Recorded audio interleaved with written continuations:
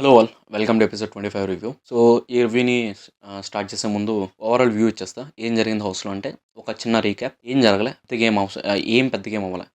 చీఫ్గా వీళ్ళిద్దరు ఉన్నారు. వాళ్ళ క్లాన్ సెలక్షన్ జరిగింది. క్లాన్ సెలక్షన్ అయిపోయిన తర్వాత ఒక 2 గేమ్స్ ఆడడం జరిగింది. గేమ్స్ ఎందుకు ఆడుతుంటారంటే బిగ్ బాస్ రూల్ పెట్టాడు. ఈ హౌస్ లో ఈసారి ఏకంగా 12 వైల్డ్ కార్డ్ ఎంట్రీస్ ఉండొచ్చు. మీరు ఒకవేళ వైల్డ్ కార్డ్ ఎంట్రీస్ లేకుండా చేయాలంటే మీరు 12 గేమ్లు ఆడాల్సి ఉంటుంది. మీరు ఎన్ని గేమ్లు అయితే విన్ అవుతారో అన్ని గేమ్లు విన్ అయినందుకు మీకు ₹1,00,000 చొప్పున ప్రైజ్ మనీ యాడ్ అవుతుంది. ఎన్ని గేమ్స్ అయితే విన్ అయ్యారో అన్ని మంది వైల్డ్ కార్డ్ ఎంట్రీస్ హౌస్ లోకి రారు. సింపుల్ చెప్పాలంటే ఫర్ సపోజ్ 12 గేముల్లో 6 గేమ్లు వీళ్ళు గెలిచారు అనుకోండి, 6 గేమ్లు వీళ్ళు ఓడిపోయారు అనుకోండి. సో 6 గేమ్లు ఓడిపోయినందుకు 6 వైల్డ్ కార్డ్ ఎంట్రీస్ ఇస్తారు. 6 గేమ్లు వీళ్ళు గెలిచినందుకు 6 మంది రారు. 6 లక్షలు వీళ్ళ ప్రైజ్ మనీ బ్యాంక్ లో పడుతుంది. తర్వాత 2 గేమ్స్ ఆడారు. ఒక గేమ్ లో సీత క్లాన్ గెలిచింది. ఈ విషయంలో ఈ గేమ్స్ లో క్లాన్ గెలిచింది అన్నం కన్నా హౌస్ మెంబర్స్ గెలిచారు అన్న పాయింట్ లో నేను మాట్లాడతాను. ఒక పాయింట్ లో హౌస్ మెంబర్స్ గెలిచారు, ఇంకో గేమ్ లో హౌస్ మెంబర్స్ ఓడిపోయారు. అంతే, ఇదే జరిగింది. Now coming to the details. ఈ రోజు దాన్ని ఇప్పుడు మనం మైక్రో డీటెయిల్స్ లోకి వెళ్తే ద ఫస్ట్ పాయింట్ ఏదైతే ఉందో నేను వచ్చేసరికి చీఫ్ డివిజన్ చెప్తా. అదే క్లాన్ డివిజన్ గురించి మాట్లాడుకుందాం. క్లాన్ డివిజన్ లో సింపుల్ చెప్పేస్తున్నా, చిన్నోడు పెద్దోడు సోనియా అక్క వీళ్ళ ముగ్గురు తప్పిస్తే మిగతా వాళ్ళందరూ ఆపోజిట్ లోనే ఉన్నారు. అసలు మిగతా వాళ్ళకి వీళ్ళ క్లాన్ లోకి రావడానికి కూడా ఇంట్రెస్ట్ ఎపిసోడ్ చూసిన అవ్వడానికి క్లారిటీ ఉంటుంది. ఒక పాయింట్ నేను మాట్లాడాల్సిన పాయింట్ ఏంటంటే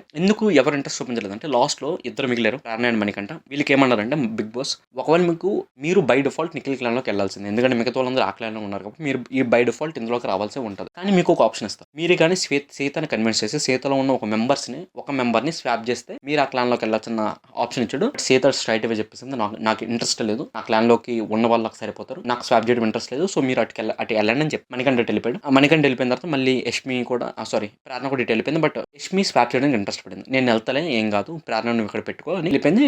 రీజన్ వచ్చేసరికి ప్రేరణకి సీతకు మధ్యన గొడవలు ఉన్నాయి, అండ్ విష్ణుప్రియకి మధ్యన గొడవలు ఉన్నాయి. సో వీళ్ళందరూ ఈ క్లాన్ లో ఉన్నారు కదా, నువ్వు సార్ట్ అవుట్ చేసుకో థింగ్స్ అని చెప్పేసి వెళ్ళిపోయింది. ఫ్రెండ్స్ కదా, సో అలాగే వెళ్ళిపోయింది. సో క్లాన్ డివిజన్ జరిగిపోయింది. చిన్నోడు పెద్దోడు సోనియా ప్లస్ మణికంఠ అండ్ యష్మి ఒక క్లాన్, మిగతా వాళ్ళందరూ ఆ క్లాన్. ఇప్పుడు హైలైట్ ఏంటంటే ఇప్పుడు డిస్కషన్ లో వద్దాం.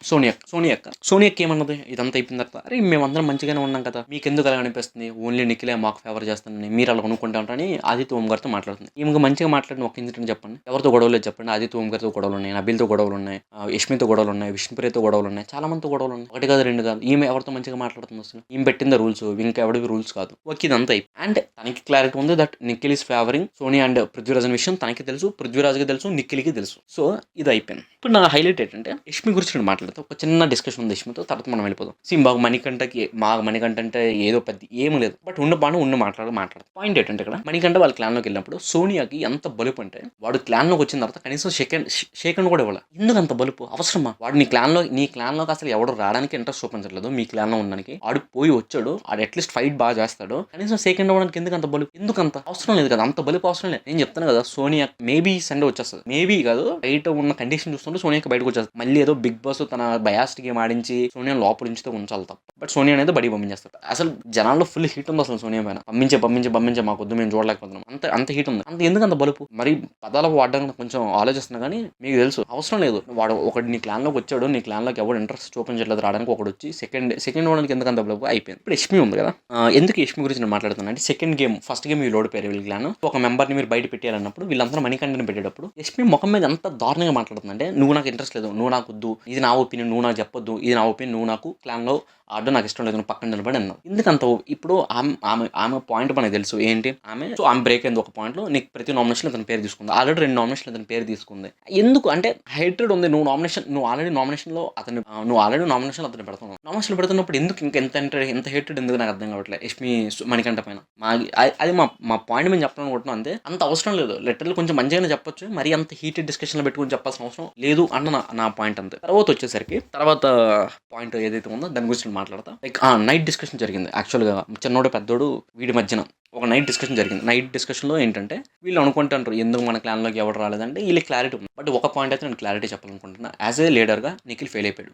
సండే సాటర్డేస్ నాగార్జున పొగుడతాడు కదా, నిఖిల్ నువ్వు తోపు నిఖిల్, నువ్వు కిరాక్ నిఖిల్ అంటాడు కదా. నిఖిల్ ఫెయిల్ అయిపోయాడు. ఎందుకు ఫెయిల్ అయిపోయాడు అంటే, అరే నీ క్లాన్లోకి ఒక మెంబర్ రావడానికి ఇంట్రెస్ట్ చూపించలేదు, ఎందుకంటే నువ్వు ఫేవర్ చేసిన ఇద్దరు వ్యక్తుల్ని నువ్వు లీడర్గా ఎలాగా పాస్ అయినా అవనట్టే కదా. అరే ఇప్పుడు లీడర్ అంటే కూడా నీ వెనకతుల నుండి నువ్వు నమ్మకం అంటారు, ఈ వెనకతుల నుండి నేను నిలబడతాను ఆడికి అర్థమవుతుంది. వాడి క్లాన్లోకి ఇంకోటి వచ్చినా వీడు మాత్రం ఇద్దరిని పట్టుకుని ముందుకు వెళ్తాను. ఆ క్లారిటీ ఉంది అందరికీ ఉంది. As a leader Nikhil fail అయిపోయాడు. సండే నాగార్జున చెప్పాం బిగ్ బాస్ ఇస్ బయాస్డ్. నేను చెప్తాను కదా, సండే మా ఎపిసోడ్ ఉంటుంది, ఎలిమినేట్ బయాస్డ్ బిగ్ బాస్ అని ఒక thumbnail తో ఉంటుంది, మీరు కావాలంటే చూడండి. ఆ పాయింట్లో మేము డిస్కస్ చేసాం, మీరు కావాలంటే అక్కడికి వెళ్ళి చూడండి. ఈ సండే డిస్కస్ చేస్తాడు నాకు తెలియదు. ఇంకో పాయింట్ ఏంటంటే, నైట్ డిస్కషన్ నేను చెప్తూనే ఉన్నా, ఏదైతే బెలూన్ గేమ్ అయిందో ఆ రోజు సంచాలక్ సోనియా 100% రాంగ్ చేసిందని నేను చెప్తూనే ఉన్నా. అరే మొత్తం బయాస్డ్ గేమ్ ఆడిందని నేను చెప్తూనే ఉన్నాను నా రివ్యూలో. ఎందుకు ఈ పాయింట్ మళ్ళీ ఇప్పుడు రిపీట్ చేశానంటే, వీళ్ళు నైట్ డిస్కషన్లో యష్మి వచ్చేసరికి లూప్ హోల్ గేమ్ ఆడుతుందని డిస్కస్ చేశారు. పృథ్వీరాజ్ అన్నాడు లూప్ హోల్ గేమ్ అంటే ఏంటంటే సోనీ అన్నది, అరే అదేరా బెలూన్ గేమ్ లో మనం లూప్ హోల్ గేమ్ ఆడాం కదా, అన్ని మనకి ఫేవర్ గా చేసుకుని మార్చేసుకున్నాం కదా, దాన్ని లూప్ హోల్ గేమ్ ఆడతారు అని అన్నారు. మళ్ళీ సండే నాగార్జున ఏమి వచ్చి ఎలివేషన్ లో నువ్వు మంచి గేమ్ ఆడు, నీకు ఏమైతే నేను చెప్పు, ఎందుకంత ఎలివేషన్ ఆమె ఆడిందే రాంగ్ గేమ్. నాగార్జున వచ్చి ఒక మాట కూడా మాట్లాడకుండా, పృథ్వీరాజ్ ఒక వార్నింగ్ కూడా పోకుండా మొత్తం సపోర్ట్ అంతా వీళ్ళ క్లాన్కి ఇచ్చేసి, మొత్తం దొబ్బులన్నీ పక్కబడి క్లాన్కి ఇచ్చేసి బయాస్డ్ గేమ్ ఆడి ఇప్పుడు ఆమె ఒప్పుకుంది లూప్ హోల్ గేమ్ ఆడాను. సండే సాటర్డే అతను డిస్కస్ చేయడు చెప్తున్నా. వీళ్ళ క్లాన్కి పృథ్వీరాజ్కి నిఖిల్కి సోనియాకి మాత్రం నాగార్జున మీరు తినండి అమ్మ అని అన్నం పెడతాడు, మిగతా వాళ్ళందరూ దెంగులు పెడతాడు. Okay, let's coming to this. And నాకు ఇంకో పాయింట్లో నిఖిల్ ఫెయిల్ అయిపోయే పాయింట్ ఏంటంటే, యాజ్ ఎ లీడర్గా ఫెయిల్ అయిపోయిన పాయింట్ ఏంటంటే, యాక్చువల్గా లైక్ యష్మి వచ్చింది, నీ క్లాన్లోకి ఎవరు రావడానికి ఇంట్రెస్ట్ చూపించలేదు, అట్లీస్ట్ యష్మి ఫైట్ వస్తుంది, యష్మి వచ్చింది, ఆమె ఇంక్లూడ్ చేసుకోవడం కూడా ఏదైనా ఒప్పుకోవట్లేదు. వీడియో నైట్ డిస్కషన్ అంటాను, అరే ఇప్పుడు మనం 3 వర్సెస్ రిమైనింగ్ హౌస్ అంటాను, వీడియో అంటాను, అరే నీ క్లాన్లోకి ఆమె ఎంతో కొంత కట్టి ఫైట్ ఇచ్చాక అమ్మాయి వచ్చినప్పుడు నీకు రెస్పెక్ట్ అవ్వాలి, తనతో గేమ్ డిస్కస్ చేసుకోవాలి, ఎలా ఆడుతాం అలా ఆడుతాం అవన్నీ మానేసి, అరే ఆమె ప్రాఫిట్ గురించి మాట్లాడుతుంది, వీడియో డిసైడ్ చేస్తాను, నిఖిల్ డిసైడ్ చేస్తాడు, అరే ఆమె వచ్చి ఆమె ప్రాఫిట్ గురించి మాట్లాడుతుందా, మీరు వాళ్ళు ఎవరి గురించి మాట్లాడదురా, ఎందుకు అంత దూల, నీ క్లాన్లోకి రావడానికి ఎవరు ఇంట్రెస్ట్ చూపించలేదు, అట్లీస్ట్ ఒక అమ్మాయి వచ్చింది, అమ్మాయి రెస్పెక్ట్ అవ్వాలి లేదా, ఇవ్వట్లేదు. వీడియో నైట్ డిస్కషన్లో కన్ఫర్మ్ అయిపోతుంది, అరే మన ముగ్గురే ఉండాలరా, యష్మి వచ్చిన స్పై చేస్తుంది, మణికంఠ కూడా ఆడి గురించి పెద్ద డిస్కషన్ లేవు కానీ మణికంఠ కూడా ఇంతేరా, ఎందుకు అంత దోల, నీ క్లాన్లోకి రావడానికి ఎవరు ఇంట్రెస్ట్ లేదు, అట్లీస్ట్ వచ్చారు వాళ్ళతో గేమ్ ఆడడం మానేసి, లీడర్గా ఉన్నప్పుడు నీ దగ్గర తక్కువ సైన్యం ఉన్నా, నీతో ఎవరు తక్కువగా విన్నా వాళ్ళని స్ట్రాంగ్గా చేసి నువ్వు గేమ్ ఆడాలి తప్ప నువ్వు పెద్ద ఎక్కేస్తున్నావు ఏంది, పెద్ద తోపు అనుకుంటున్నావా. నేను చెప్పా.